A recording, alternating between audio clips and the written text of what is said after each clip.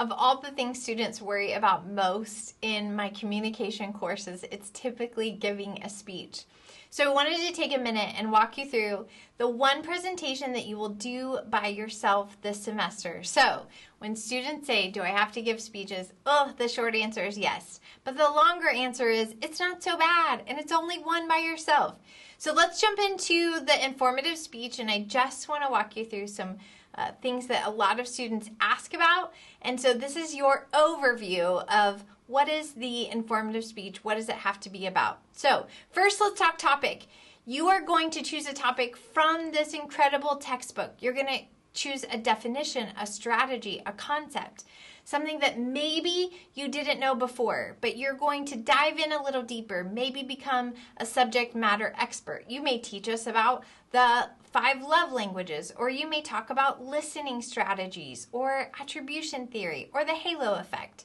So I will give a list of those so that you can kind of see those in the textbook. I'll say, hey, all of these are options, and then if you have another idea, as long as it's within the textbook, you are welcome to use it. But what are we talking about? What will your speeches need to be about? Communication and the research that supports everything you're learning in the textbook. Okay, let's talk. Outline. I often will tell students, don't panic, you don't have to write an essay. You do have to have an outline.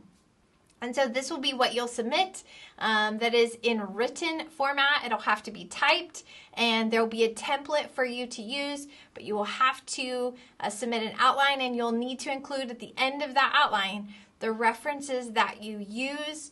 Communication falls under the psychology umbrella, so this will have to be in what we call APA format, the American Psychological Association.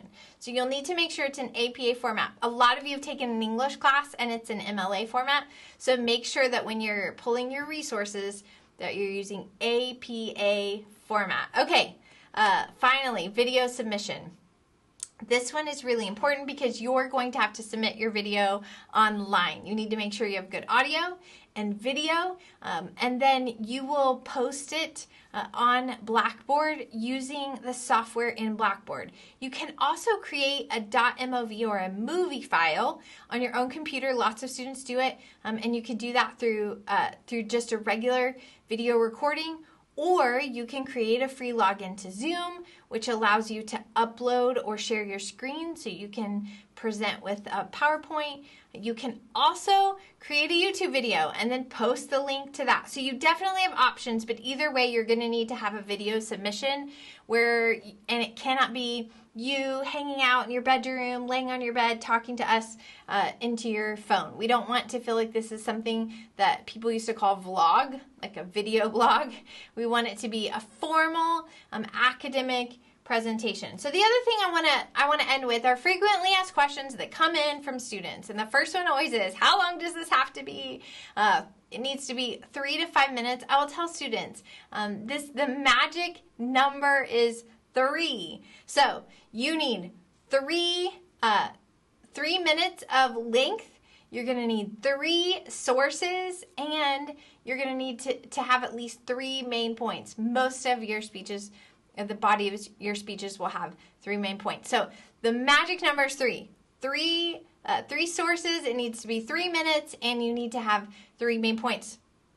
Finally, the last question that's kind of tricky and sometimes awkward, but we have them every time we go into an unknown space, and that is, what do I wear? So you'll see in the syllabus something called speech etiquette, and it will kind of break down what is appropriate to wear. We want what you're wearing not to be louder than what you're saying. So it's important that you dress simple, but what we call business casual. So it looks like, I want to be taken seriously. That's the message that I'm sending. It should not look like you woke up and decided to give a speech, or that you left the gym and still haven't showered. It should look like, I put some thought into this. I chose simple colors. A lot of times dark is great. It's just easier for us to hear you. So hopefully for those of you that are nervous about doing this informative speech, I have answered your questions. And if I haven't, as always, don't hesitate to reach out and send me those questions via email. I'm always here to help.